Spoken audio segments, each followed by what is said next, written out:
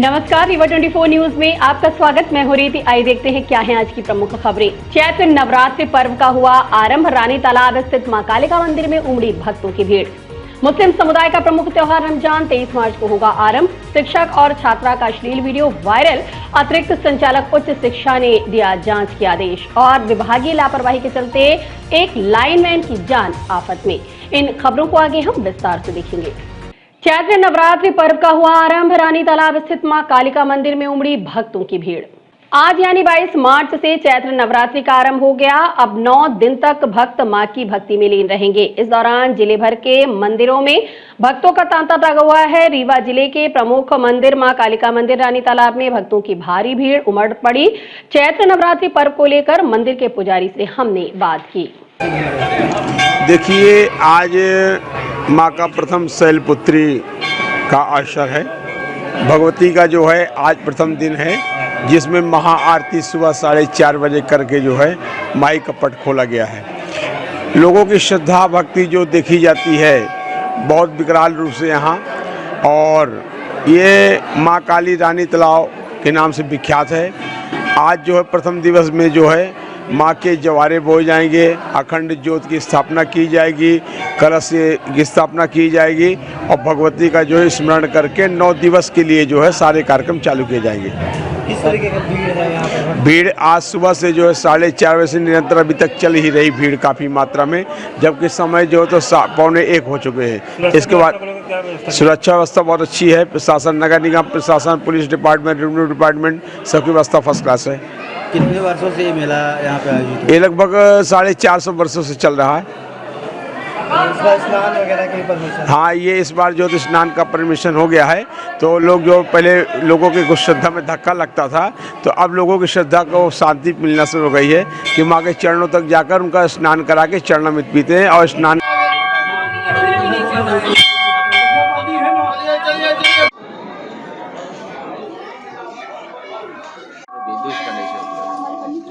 थोड़ा सा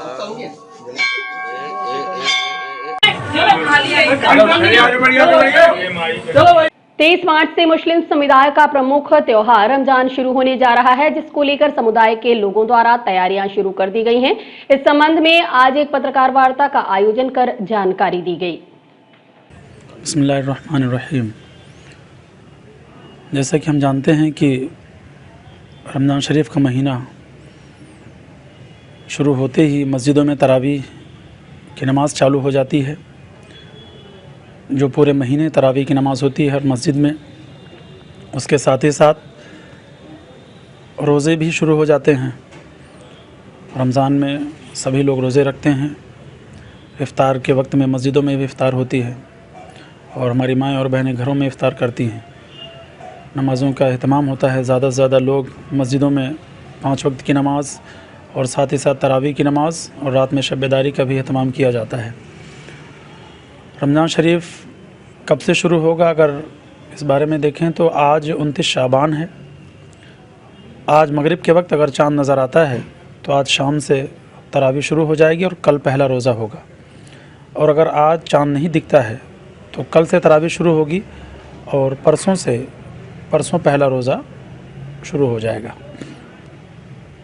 कैसे मनाते हैं, क्या?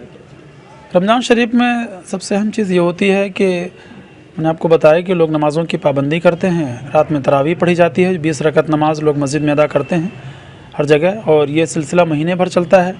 महीने भर में कुरान ख़त्म किया जाता है और लोग रोज़े रखते हैं। इफ़्तार के वक्त में इफ़्तार होती है, इफ़्तार करते हैं। सहरी का एहतमाम होता है। इसका महत्व क्या है? रमज़ान शरीफ का महीना जैसे ही शुरू होता है, अल्लाह के रसूल अलैहिस्सलातु तस्लीम ने फरमाया कि रमज़ान का चाँद जैसे नज़र आता है तो शैतान क़ैद कर दिए जाते हैं, जन्नत के दरवाज़े खोल दिए जाते हैं, जहन्नम के दरवाज़े बंद कर दिए जाते हैं। इसमें नेकियों का सिला जो होता है वो भी बहुत बढ़ा दिया जाता है। यानी कि अगर इस महीने में नफिल कोई काम किया जाता है तो उसका सवाब फ़र्ज़ के बराबर होता है, और फ़र्ज़ कोई काम किया जाए तो वो 70 फ़र्ज़ों के बराबर उसका सिला दिया जाता है। कुरान शरीफ की तिलावत का भी मामला ये है कि आम दिनों में अगर एक हर्फ पढ़ा जाए तो 10 नेकियाँ, लेकिन रमज़ान में पढ़ी जाए तो उसमें 70 नेकियाँ मिलती हैं। और रमज़ान शरीफ में ख़ास तौर पर अल्लाह ताला अपने बंदों की बख्शिश फरमाता है। इसमें 3 अशरे होते हैं, यानी 10-10 दिन के अशरे जो होते हैं, पहला अशरा जो है वो रहमत का होता है, दूसरा मग़फ़रत का और तीसरा जहन्नम से आज़ादी का। तीसरे अशरे में शब क़द्र भी होती है, ख़ास तौर पर 21वीं, 23, 25 और 27वीं शब जो होती है, इसमें शब क़द्र मनाई जाती है, जिसमें रात भर लोग शब-ए-दारी करते हैं और जा कर के अपने रब की इबादत करते हैं और अल्लाह से दुआ करते हैं और अपने मुल्क में अमन व अमान के लिए और इस मुल्क में रहने वाले सभी लोगों के लिए दुआएं की जाती हैं। शिक्षक और छात्रा का अश्लील वीडियो वायरल, अतिरिक्त संचालक उच्च शिक्षा ने दिया जांच के आदेश। सोशल मीडिया पर एक शिक्षक और छात्रा का वीडियो वायरल हुआ है, जिसकी जानकारी अतिरिक्त संचालक उच्च शिक्षा को दी गई और जब उनसे पूछा गया तो उन्होंने बताया कि इंद्रमणि पटेल नामक व्यक्ति का वीडियो बताया जा रहा है। यूपी जन भागीदारी समिति के तहत शिक्षण कार्य कर रहा था, लेकिन अब वहां पदस्थ नहीं है। फिर भी मामले की पूरी जांच कराई जाएगी और उचित कार्यवाही की जाएगी। सोशल मीडिया में वीडियो वायरल हो रहा है, वहाँ नई गढ़ी महाविद्यालय में पदस्थ इंद्रमणि पटेल, जिनका एक लड़की के साथ में आपत्तिजनक वीडियो आया है सामने, क्या कुछ मामला है?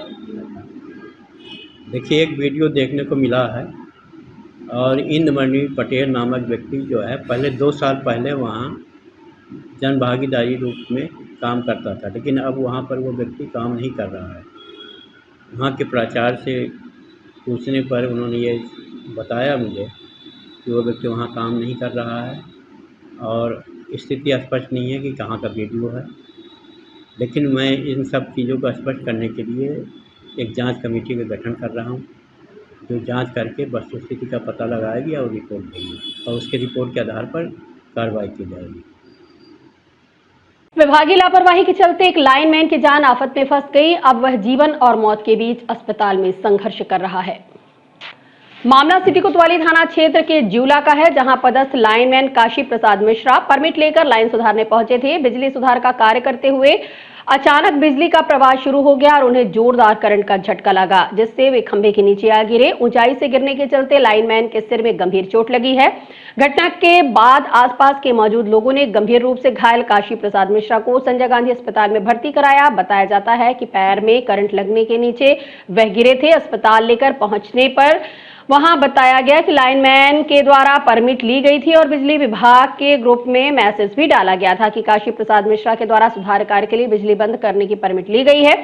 सबसे बड़ी चौंकाने वाली बात यह है कि बिजली विभाग की लापरवाही के चलते आए दिन इस तरह की घटनाएं घटित होती हैं। या तो स्टेशन कर्मचारी और लाइनमैन के बीच में कम्युनिकेशन की कमी रहती है, या लापरवाही, या स्टेशन में बैठे अधिकारियों की मनमानी। सुनिए स्थानीय लोगों ने क्या जानकारी दी। DCM के अंतर्गत आता है रीवा में, उसी में काम करते हैं लगभग पिछले 15 साल से। आज सुबह किसी ने बताया कि मतलब ट्रांसफार्मर में लाइट नहीं है सही, तो बनाने गए। इन्होंने विधिवत परमिट लिया, उसका मतलब ऑपरेटर ग्रुप में मैसेज भी डाला था, वो मेरे पास भी है। तो थोड़ी देर मतलब इन्होंने काम किया और उसी दरमियान लाइट चालू हो गई, करंट लगने से नीचे गिर गए।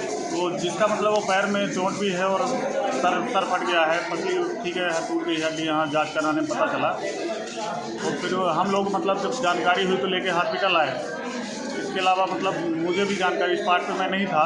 किसकी लापरवाही का नतीजा है ये सब स्टेशन ऑपरेटर जो था वहाँ पे ड्यूटी में, उसी की है। कहाँ पे लाइट बना रहे थे? ज्यूला गाँव में। और ये इनका ऑपरेटर ये कहाँ पे है? रताहरा सब स्टेशन जो कचरा फैक्ट्री पुरानी थी उसके बगल में। ये शासकीय कर्मचारी है ना? शासकीय नहीं है, आउटसोर्स वाले हैं। आउटसोर्स कर्मचारी है। अभी इनके कर्मचारी साथी आए हैं? कोई भी कर्मचारी साथी आए हैं 10-15 लड़के हैं। अब कैसी स्थिति है इनकी? अब स्थिति तो अभी बहुत सामान्य नहीं है, मतलब ठीक है। जल भी गए हैं ये? आपका नाम? दिलीप मिश्रा। क्या रिश्तेदार? ये मेरे गांव के भी हैं, मैं भी MPV में ही काम करता हूँ। 5 सूत्री मांगों को लेकर पंचायत सचिव संगठन का प्रदर्शन।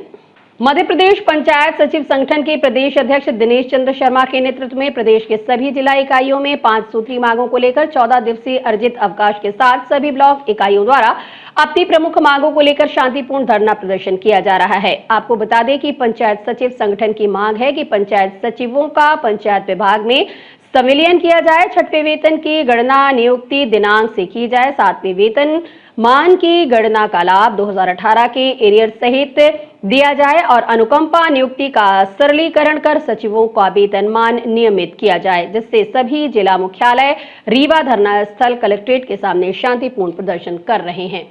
ये धरना प्रदर्शन हमारा 21 तारीख से 2 अप्रैल तक चलेगा। अभी निर्धारित है 14 दिन का अपन लोग अवकाश लेके इस धरना प्रदर्शन में सम्मिलित हुए हैं और हमारी मांगे 5 सूत्री मांगे हैं। सरकार ने 2 साल पहले आश्वासन दिया था कि आप लोग हड़ताल समाप्त करें और आपकी सारी मांगें हम 15 अगस्त में मान लेंगे, लेकिन हमने उनको ध्यान आकर्षण के माध्यम से ये धरना चालू किया है कि आप हमारी मांगों को सुनें और उन पर निराकरण करें। हमारी 5 मांगें पंचायत विभाग में पंचायत सचिवों का सम्मिलन पहली मांग है।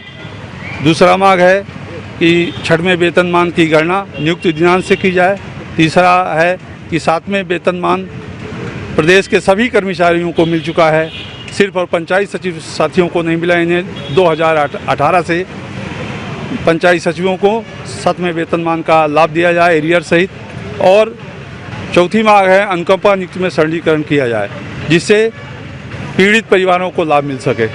और 5वीं मांग है कि GRS बंधु रोजगार सहायक हैं उनको जिला कैडर में सम्मिलित किया जाए। यही हमारे 5 मांगे हैं। इन 5 मांगों को लेके हम सरकार तक अपनी बातें पहुंचाने का प्रयास कर रहे हैं। पूरे मध्य प्रदेश के सभी पंचायत सचिव धरने में, पूरे मध्य प्रदेश में सभी पंचायत सचिव धरने में हैं और रोजगार सहायक साथी भी धरने में हैं। कब से कब तक जारी रहेगा ये? अभी तो 2 अप्रैल तक चलेगा कंटिन्यू। उसके बाद क्या फैसला? उसके बाद अब शासन क्या हमारी बातें सुनता है, उस पर क्या निर्णय करता है, उसके आगे हम लोग प्रदेश संगठन के नेतृत्व में जो निर्देश होगा उसका पालन करेंगे। क्या नाम है? देवेंद्र बहादुर सिंह। कमिश्नरी कार्यालय के बाहर गरीब बचाओ संघर्ष मोर्चा के बैनर तले सैकड़ों लोगों ने आज अनशन जारी किया है। मीडिया को जानकारी देते हुए बताया गया कि खैरा नई बस्ती स्थित अमन साकेत के घर से वीरेंद्र साकेत के घर तक रोड एवं नाली का निर्माण कराया जाए। रीवा जिले में भूमिहीन हरिजन आदिवासियों को शासन की मंशा और पट्टा दिलाया जाए। सिमरिया विधानसभा अंतर्गत ग्राम बेरा में तालाब के पास आदिवासियों को चलने के लिए रोड एवं शौच के लिए शौचालय उपलब्ध नहीं है। रोड निर्माण सहित प्रत्येक आदिवासी के घर में शौचालय का निर्माण कराया जाए। रीवा में जो मुन्नू डेयरी की जमीन बिक्री की गई है उस पर जांच कराने जाने को लेकर भी धरना जारी है। देखिए धरने में बैठे लोगों ने क्या कहा। मांग के ये है कि ये मुन्नू डेयरी की जांच की हमने आवेदन दिया था कि ये कैसे नामांतरण हो गई, कैसे ये लिए लीज में 69-70 का प्रकरण है, ये कहाँ से करवा के, जबकि 74 में इनका जन्म हुआ है और इनके नाम कैसे 5 साल पहले कैसे वारसाना हो गया। 74 में इनका जन्म हुआ, लीज कब हो गई? 69-70 यानी 5 साल पहले इनके नाम से जमीन भगवान दे दिया था। हाँ, जन्म होने से पहले से। अब क्या स्थिति? इसकी जांच करवाई जाए। और अब जमीन में क्या है? ज़मीन में यही है कि ये नजूल वक्फ बोर्ड की ज़मीन है।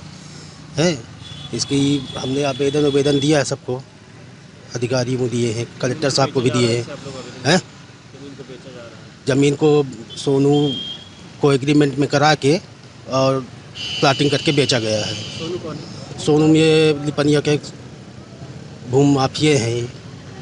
हाँ, इसकी शिकायत आप लोग कहाँ की? ये हर जगह हमने शिकायत कर दिया, कलेक्टर साहब, कमिश्नर साहब, यानी हर जगह हमने आवेदन दे दिया है।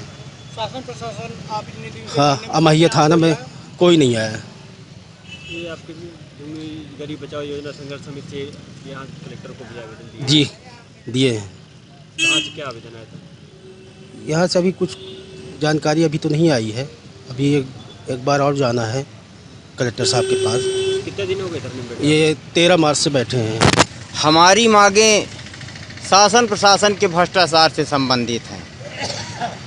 एक अभी यहाँ मुन्नू डेयरी की ज़मीन है, जन्म से पहले ही जन्म नहीं होता उस व्यक्ति का और नाम चढ़ जाता है, उसमें बहुत बड़ा भ्रष्टाचार है। रही दूसरी बात हमारे खैरा नई बस्ती की, हमारे खैरा नई बस्ती में जिस ज़मीन को कलेक्टर साहब शमशान घाट हमारी 193 भूमि नंबर थी, 193 1 एकड़ 1 डिसमिस थी, उस ज़मीन को कलेक्टर साहब ने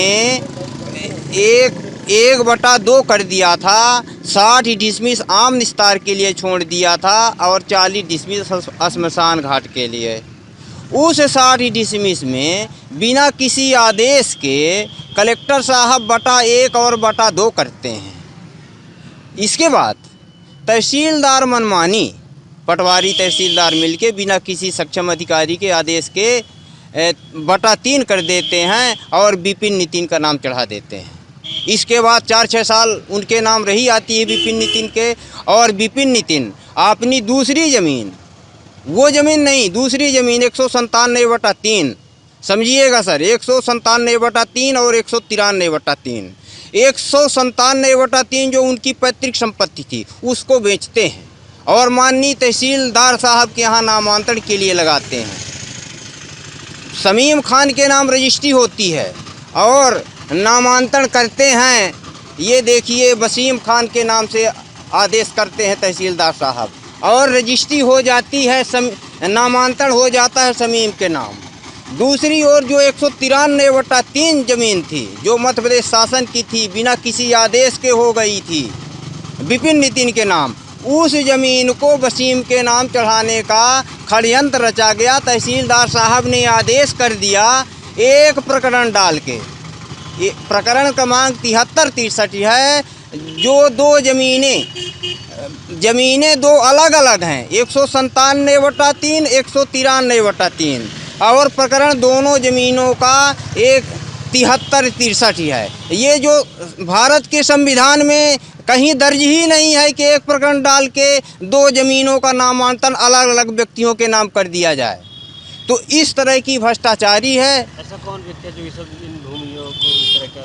आरपी त्रिपाठी जी तहसीलदार हैं, तहसील हुजूर नगर के, और शमीम खान ये सब भूमाफिया हैं, ये सब करवाने वाले हैं।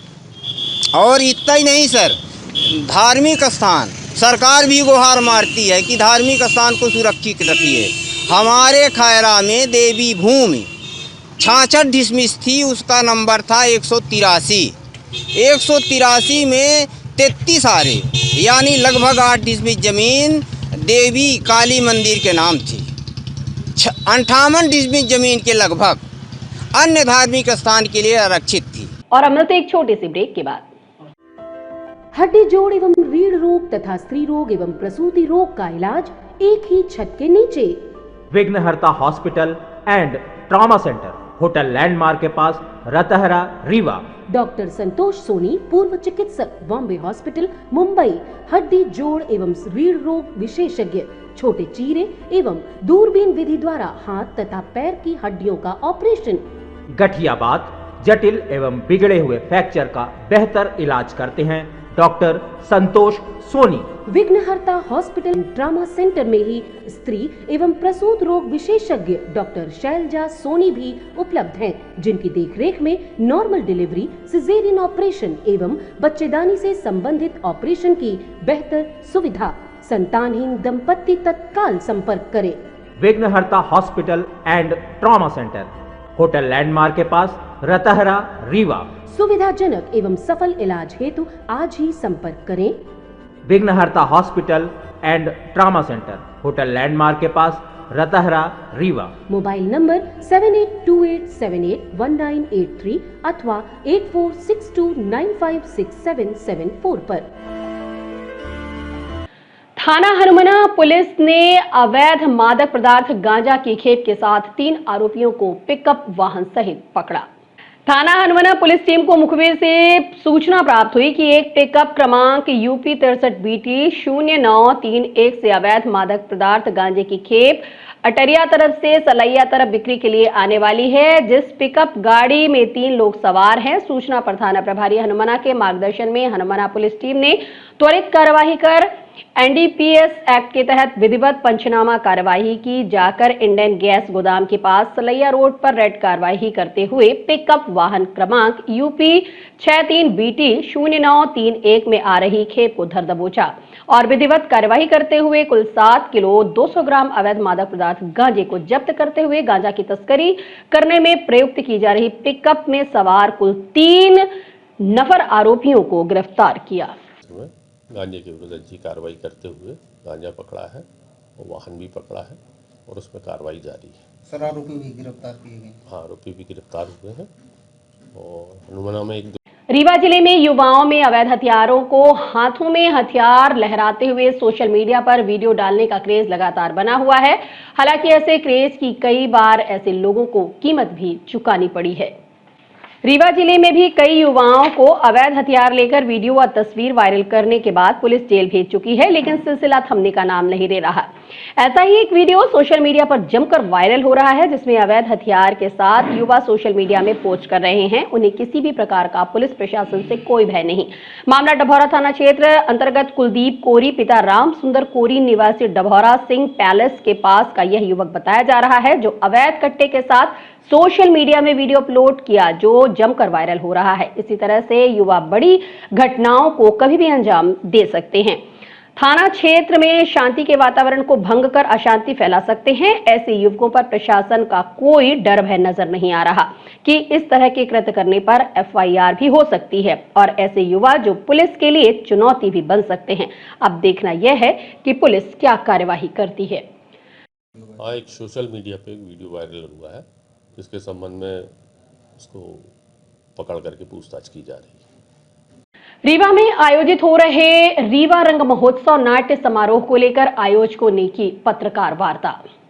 20 मार्च 2024 तक रीवा में रीवा रंग महोत्सव का आयोजन किया जा रहा है, जिसमें 21 मार्च को मोहन राकेश लिखित शैलेंद्र द्विवेदी द्वारा निर्देशित नाटक का मंचन किया गया। नाटक में सभी कलाकारों ने अपने पात्र को ईमानदारी से जिया और उसमें जान फूंक दी। 1 घंटा 40 मिनट की प्रस्तुति ने दर्शकों को बांधे रखा और तालियां बजाने पर मजबूर कर दिया। सावित्री के रूप में रंजना बंसल अपने चरित्र पर खरी उतरी। डॉक्टर विद्या प्रकाश तिवारी ने दर्शकों की तालियां बटोरी और लोगों को हंसने पर मजबूर कर दिया। इसके बाद जिशान खान, सीमा रानी झा, सुमन सिंह, उत्तरा द्विवेदी आदि ने भी अपने पात्रों को बखूबी जिया। वहीं जगमोहन के रूप में अमर ने अपने चरित्र के साथ न्याय किया।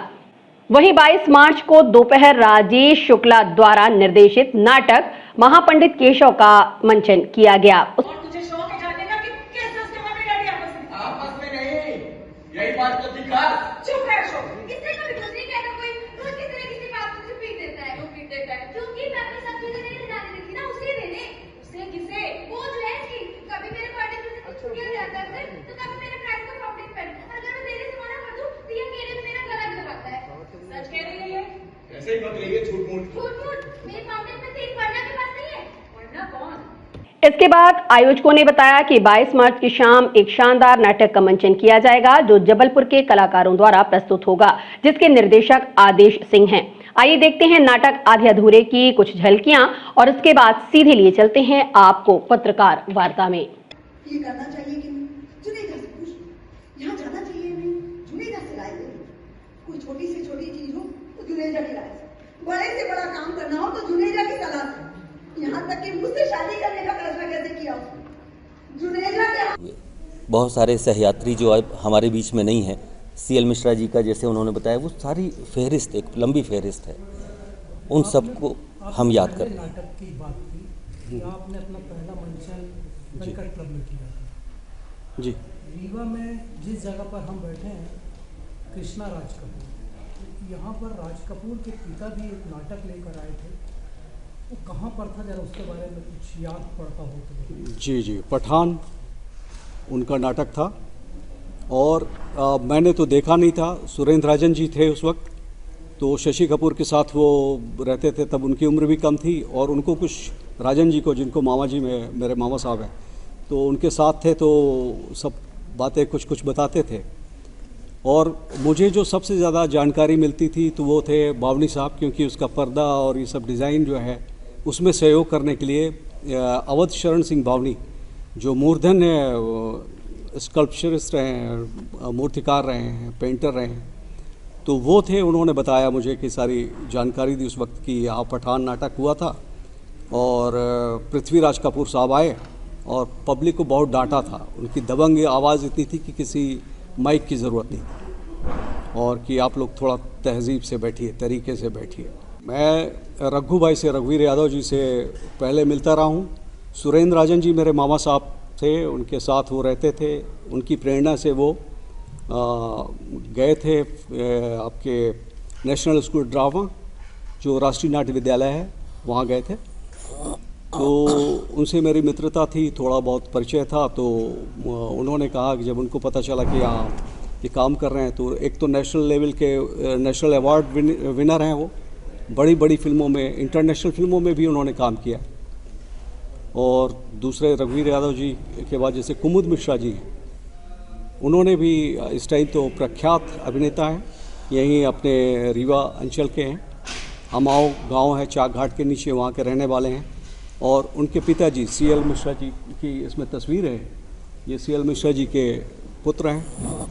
और इनसे भी मेरा राब्ता रहा है, क्योंकि इनके फादर मेरे साथ काम करते थे। विद्या सुंदर नाटक था भारतीय नाट्य अकेडमी का, तो दिनेश खन्ना जी ने डायरेक्ट किया था और हम ऑर्गेनाइज़र थे, तो वो उसमें शामिल हुए। तो इस वजह से कुमुद से मेरी दोस्ती हुई। और बहुत प्यारे इंसान हैं और अभी अद्भुत एक्टर हैं।